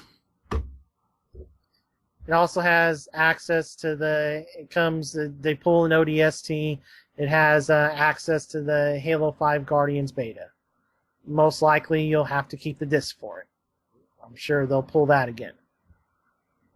ODST came with the Reach beta. Reach beta? Yeah, okay. And Crackdown had the Halo 3 beta, and you had to have the disc. Right, yeah. Right. Yeah. So yeah, no Halo 5 till next year. Yep. Not surprising at all. No. Even though everyone else seems to have been all slightly surprised. Like, they said they were going to do it this year. Well, they said his journey continued in 2014, and this is just their way of weaseling out of that. Well, we didn't lie. Well, Master Chief's journey does continue. We're giving you all 4 Master Chief games on one platform. Technically, yes, they didn't lie, but it was a little bit misleading. All right. Well, we get a trailer for Inside from the creators of Limbo. First on Xbox, then we see a montage trailer of a bunch of indie games coming to Xbox One. Yeah. The one that looked the most insane was Cuphead. It seriously looked straight like it was an animated cartoon. Like Felix the cat. Back from like the 80s. No, way further back than the 80s. 70s, you mean? No, way further back than that. That looked like a Felix the Cat cartoon. That looked like a 30s, 40s cartoon. Okay. Yeah. I don't know that it would go back that far. Yes. Because it looked a little bit like Looney Tunes-ish in the very, very, very early days. Maybe Tom and Jerry-ish. It looked more like Felix the Cat. All right, well, that's... That's what my idea of what the 70s-ish animation Well, was. it's older than that. So But yeah, all right. we got a CG trailer for the It new Tomb Raider game. Yeah, which has one of the worst names they could possibly have named it. Yeah, it's next year, so yay. Rise of the Tomb Raider. The, the Wow. the the premise of the trailer was cool though. Yes, Yeah, yes, that's a good way to set the game up. yeah. But they really could have done a little better with the name.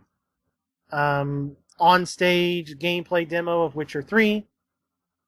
Yep. That game continues to look great.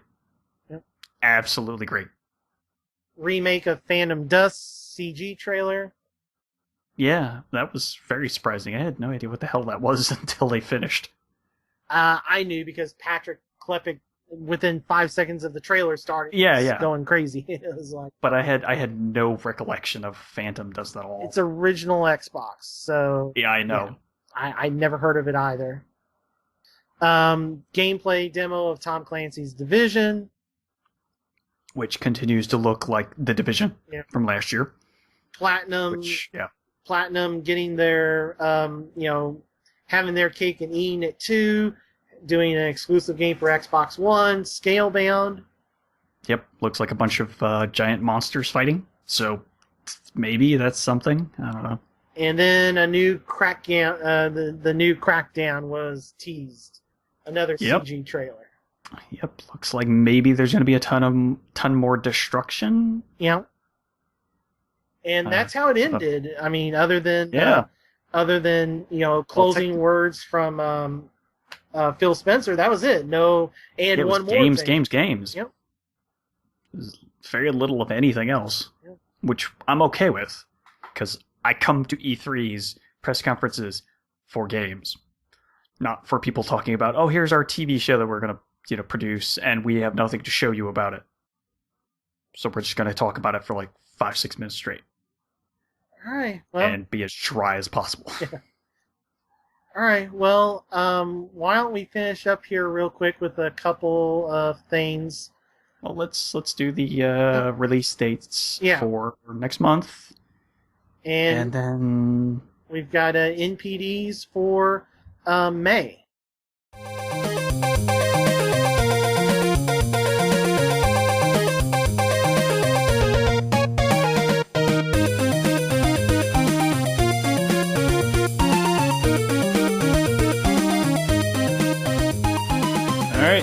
Hit those release dates on me. Alright, so this is super duper short. I mean, July is just like, we're kind of taking July off. July 1st is going to have Sniper Elite. Oh, there's no... Wii U has no retail games. So, no Wii U. That's really unfortunate. Alright, so for everything else, Sniper Elite 3 comes out July 1st. Mm-hmm. July 8th, PS3 gets One Piece Unlimited World Red. Okay. July 15th, PS3, 360, and I'm sure PC get the Gold, whatever, Ultimate Edition, Saints Row 4 National Treasure Edition. Yeah, that sounds like a version that you would put all the DLC in. Or at least $30 plus worth of it. So, yeah, it's going to be the season pass and probably most of the costumes. Yeah. July 22nd has absolutely nothing. Mm-hmm. And then July 29th, you have the 360 port of Tropico 5, which comes out on PC today. And then the big game of the whole month, The Last of Us Remastered on PS4. Yep. Going to the handhelds, July 1st, nothing. July 8th, One Piece Unlimited World Red for both handhelds. And then you have to go all the way to July 29th, where both handhelds get Lego Ninjago Nindroids, and 3DS gets Scooby-Doo and Looney Tunes Cartoon Universe Adventure. Okay. And that's it. That's a weird mix-up. Yeah. So that's it. That is a really short list of games. Wow. So let's go over to some brighter news, the NPD sales for May. Now it's that time of the month that causes gamers worldwide to be crabby and irrational. No, it's not PMS. It's NPD. Hey, hit me with those numbers. All right, well, software was up retail 57%. Hardware was up 95%. To make it overall, everything was up 52% at retail. Well, I mean, there were games that people wanted to buy, Yeah. first of all. Second of all, Systems.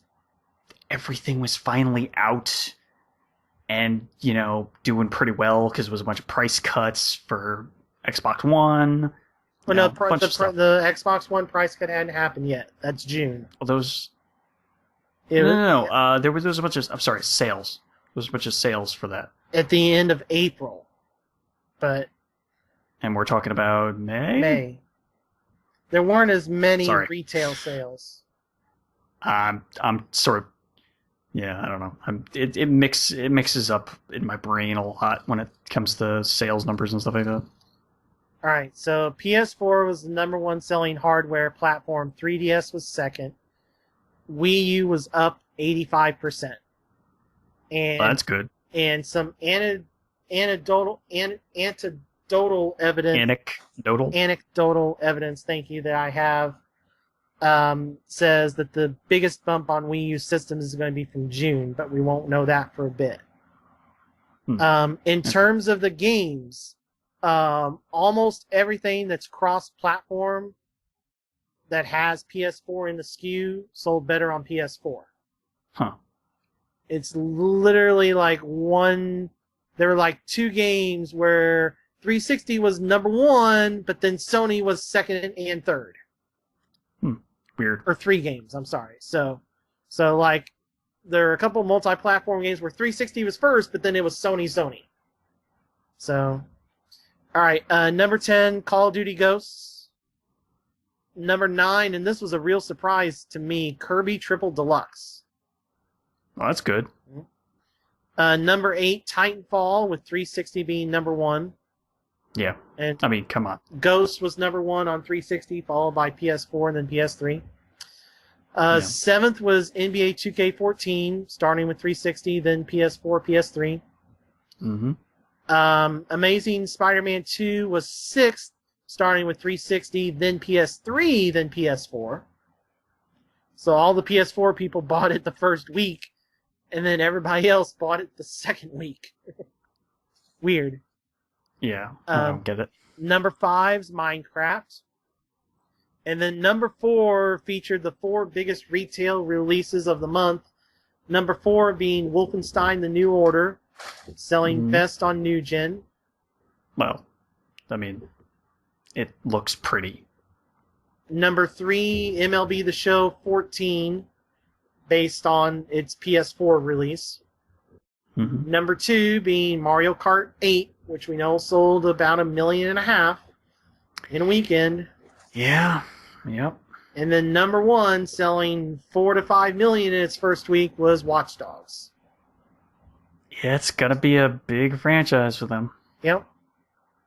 Hopefully that means they can take a break from, so many goddamn Assassin's Creed games. Maybe release an Assassin's Creed game every other year now or something. But I highly doubt it. Alright, so I think that's a second show. Yeah. Back. Gotta slouch over to get myself close to the microphone, so my back's starting to get a little tight here. Alright. So, everything that happened at E3 that was worth talking about. It was kind of a weak year for things we didn't know about ahead of time. Yeah, but I think Nintendo stole the show. I was talking with Except for Nintendo, yes. Yeah, I was talking with people, beforehand that I work with. I was like, Nintendo has a chance here to really steal the show. I don't know if they have the capability to, but they have the opportunity to. And some people were doubting me, and it's like, Nintendo stole the show. Yeah. Oh, man. Yeah. Just, well, hopefully next year's E3 will be a little bit more grandiose, but I can't say for sure because we just have to wait and see. But yeah, I guess that'll do it for this episode for now, as I have been anticipating all the things that have been coming out of E3, but I was a little underwhelmed at everything except the Nintendo press conference digital event thing that they threw. So my name was Stephen Boss, the Dark Boss Man. And if you're going to complain 2 years ago that we don't have new consoles yet, and we get new consoles and you're not ready, I'm going to give you a death stare. Just like Luigi? Just like Luigi. I'm MSU Okay. Hitman Jason Billingsley. Oh, that death stare is great. Yep. Oh, it's great. Whoever decided to put that in the game, I would love to shake your hand and congratulate you. Yep. Alright, so we will see you on live, PSN, and maybe even on the net. Peace out, everybody.